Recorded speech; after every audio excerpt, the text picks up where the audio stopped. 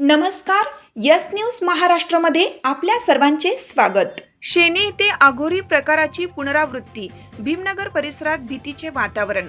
तरुणांनी पुन्हा अंधश्रद्धेविरोधात उचलले पाऊल. साहित्याची विल्हेवाट.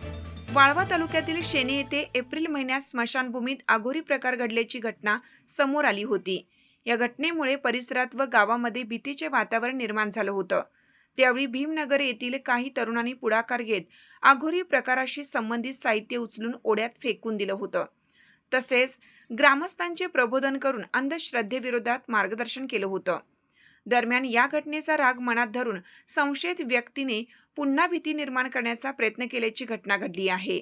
ज्यांनी पूर्वी ते साहित्य हटवलं होतं त्यांच्याच घराच्या दारात काळे कापड, गुलाल, लिंबू, टाचण्या टोचलेले साहित्य ठेवण्यात आलं. या प्रकारामुळे घरातील महिलांमध्ये भीतीचे वातावरण निर्माण झाले. तथापि भीमनगर येथील तरुणांनी धैर्य दाखवत पुन्हा ते साहित्य गोळा करून त्याची योग्य विल्हेवाट लावली आणि परिसरात शांतता राखण्याचा प्रयत्न केला. रिपब्लिकन सेना वाळवा तालुका अध्यक्ष संदीप धुमाळ म्हणाले की अशा आघोरी व अंधश्रद्धेच्या प्रकारांमुळे कोणाचेही चांगले वाईट होत नाही. नागरिकांनी अशा गोष्टींना बळी पडू नये आणि वैज्ञानिक दृष्टिकोन ठेवावा.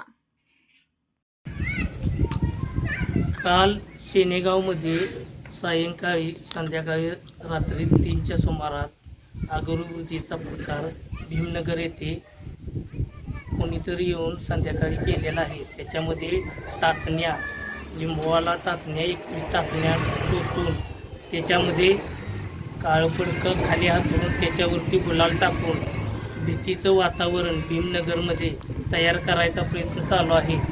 तर याच्या एक 7 एप्रिल रोजी एक स्मशानभूमीमध्ये असाच एक प्रकार मोठा केला होता.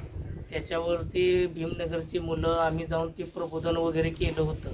त्याच्यानंतर ते आमच्यातले एक मुलगा होता, त्या मुलाच्या घराच्या समोर चौकटी पुढं तो प्रकार चालू केलेला आहे आणि समाजाची दिशाभूल करायचा प्रयत्न चालू आहे. तर हा आम्ही लिंबू वगैरे सर्व ते उचलून नेऊन ओढ्यामध्ये टाकलेलं आहे आणि माणसांचं वायबल करायचा प्रयत्न चालू आहे. आणि याच्यानंतर हा कोण प्रकार करणारा जर गावल्यानंतर त्याला कठोरात कठोर शिक्षा आम्ही द्यायचा प्रयत्न करू. आमची साथ आमची. यस न्यूज महाराष्ट्र चॅनलला लाईक करा व सबस्क्राईब करायला विसरू नका.